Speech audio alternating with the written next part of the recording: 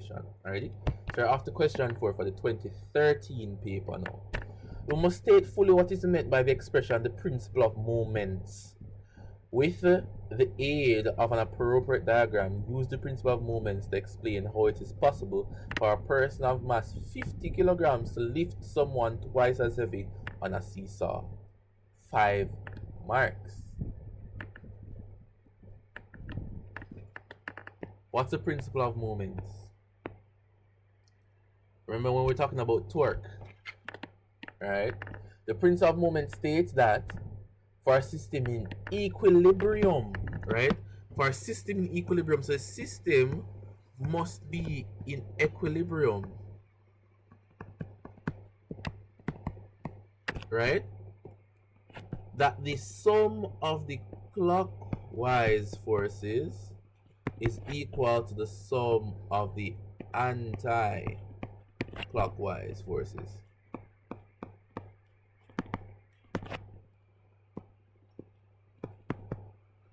Alrighty? So we have that there.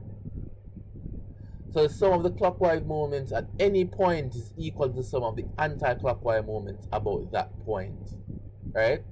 And now we must show how can a 50 kilogram person lift somebody twice their height on a seesaw. Let's get a diagram. Let's get a line. Alright, so let's say that this is a seesaw. Right? Let's say that this is the pivot. Right? Let's say that okay, so remember that it must what is a moment? We know that a moment is a force. Isn't it the weight of the object, right? Or the downward force times the perpendicular distance, right? So we have to look at that.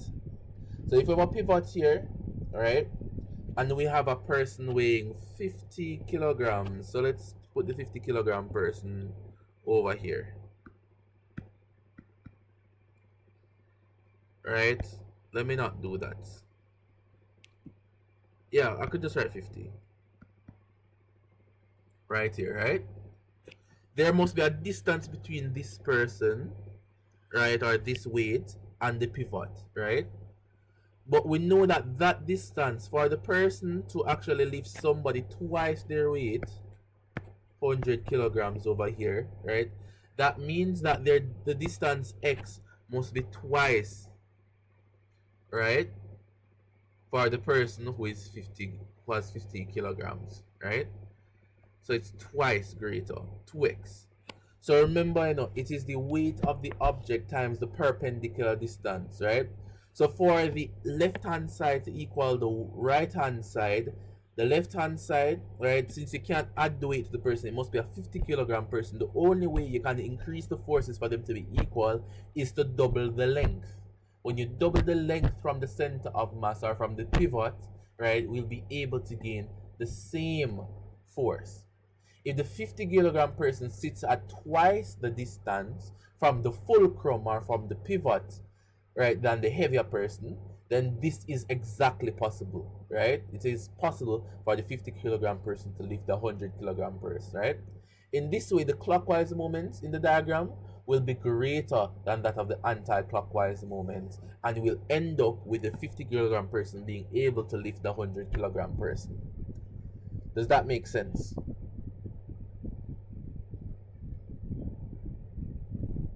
This comes from the principles of moments. Lovely. For part B, now we're called. What are we called for part B? We are now looking at another table, I guess. We are asked to state the law of conservation of momentum. I remember deriving this for you guys. I wrote out the entire equation. What is the conservation of momentum?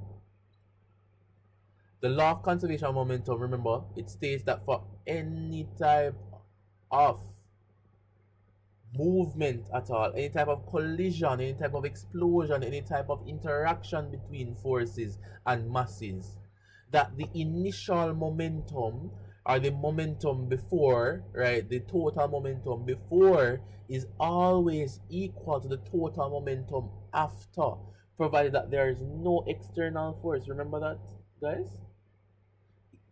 initial momentum is equal to the final momentum. Total momentum before is equal to total momentum after. That is the law of conservation of momentum. Everybody's good so far with that? Next question. Next part of the question now. We have this table now. Two objects, mass 1 and mass 2 respectively, are traveling in opposite directions and then they collide. The respective velocities of the objects before are u1 and u2 and after are v1 and v2. Right? So we end up with that table there. Assuming that the law of conservation of momentum applies for this collision, calculate the ratio of masses of the two objects m1 and m2. That's part A. The ratio of masses. How do we do that? Let's just write this. P is equal to mv. Right? We're answering question A right here. Alrighty? So, momentum before, let me just write that as PB. Momentum before, we have 4m1, right, minus 3m2. Can we see that? Can we appreciate that? Alright, for the momentum after, we have what? Negative 1.5 meters. Well, let me not put meters. m1, right, times m1, right, because this is mass times velocity, right, and we have the velocities with all the masses, right? So we have that there, and then we end up with positive now 5.5 m2. Alrighty, if momentum is conserved, we can realize now that 4m1 minus 3m2 is equal to negative 1.5 m1 plus 5.5 m2. Can we realize that? We must be able to appreciate that now. I feel like I should have done this down here. Let me do it down here. Let me stop. Let me do it in a suitable fashion where it makes sense. Alrighty? So let me write it out properly. My apologies for that. Alrighty? So remember the equation we end up with. We end up with 4m1 minus 3m2 is equal to negative 1.5 m1 plus 5.5 m2. Right? So what is this equal to now? Get the m1s on one side. 4m1 plus 1.5 m1 is equal to 5.5 m2 plus 3m2. Right? So putting them on like terms together, 5.5 m1 now is equal to 8.5 m2. Therefore, we're looking at the ratio m1 to m2, which is equal to now 8.5 divided by 5.5. When you look at this, this should give us, let's go calculator, this should give us 1.55 full stop. Is a ratio we're looking at, therefore there is no unit. Is everybody fine with this so far?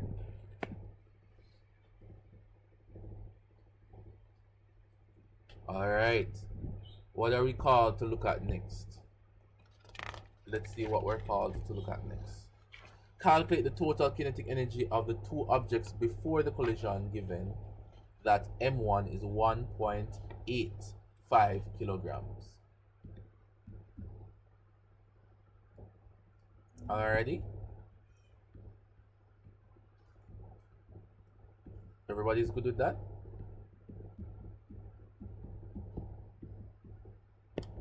So let's look at this now. Let's show the working for this. So we're doing part 2 for B. Okay. So M1 now is actually, they said no, M1 is 8.5 kilograms. Right? That means based off of the ratio, in order to find M2 now would be that 8.5 divided by the whole ratio that we had. So that is now 1.55, which would now give us, calculator. No, this is 1, so it should go in there around 1 point. This is 5.48 kilograms. Alrighty, hopefully that makes sense. Total kinetic energy before, that is what we're looking at. Alrighty, kinetic energy Ke is equal to half mv squared. Therefore, for the total kinetic energy before, so let's look at that. Ke before, right? That would be what? Half 8.5 times the initial one that we were looking at was 4, right? From the table. And then we have half 5.84 now. Sorry, 5.48, my bad.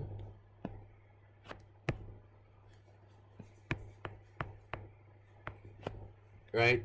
Times -3 squared.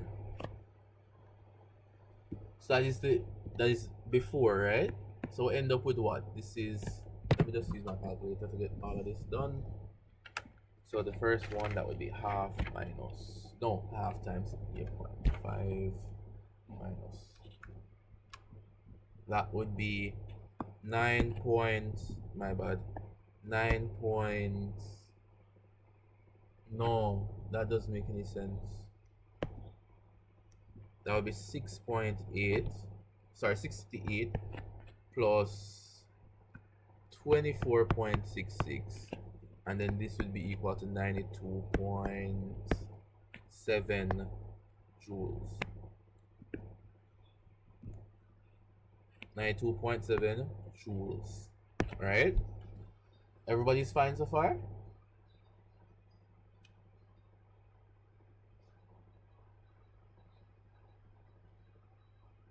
Alrighty.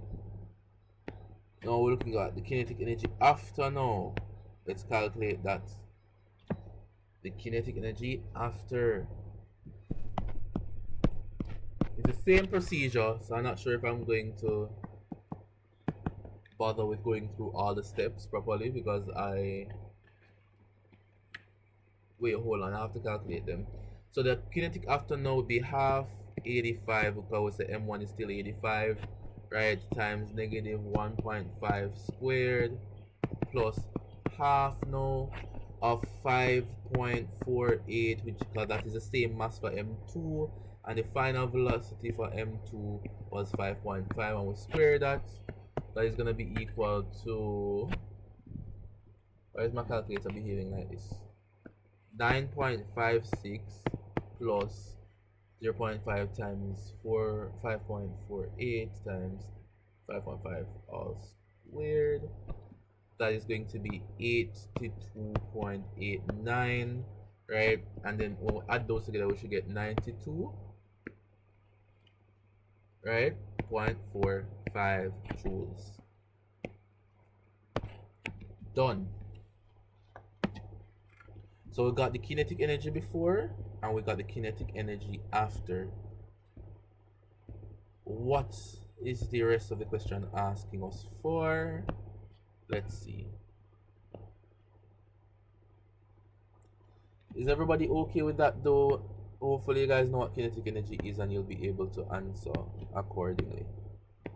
Hold on, we're looking at the module 1 concepts. Give me a second. So the ratio, I have that, right?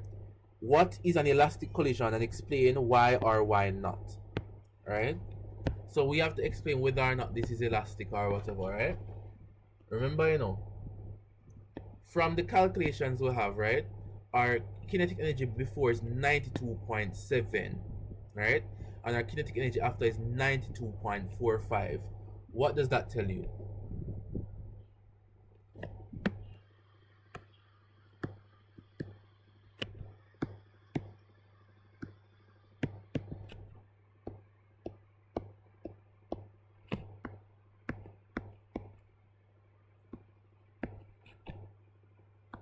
What does that tell you, guys? It was 92.7, now it's 92.45. That shows now from our calculations that kinetic energy is lost, right? So once kinetic energy is lost, it will be an inelastic collision. So this collision is inelastic because energy is lost. Remember that elastic collisions occur when momentum is conserved and the energy is conserved. If energy is not conserved, it is an inelastic collision. Note that. But we know that a very small amount of kinetic energy is lost, right, from our calculations, right? So we're looking at that. So a very small amount is lost. So it can be considered an elastic collision because only a small percent of issue is there, right? So the calculations is actually negligible. If we calculate the percentage error in our calculations, we should get 0 point something percent error.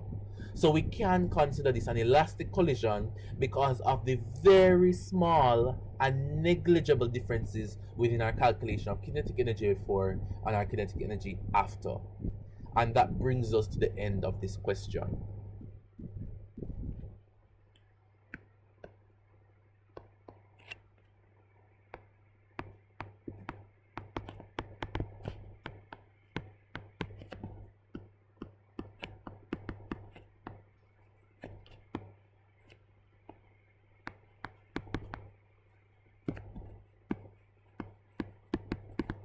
If you were to calculate your percentage error from your calculation, and you guys know how to calculate percentage error, right?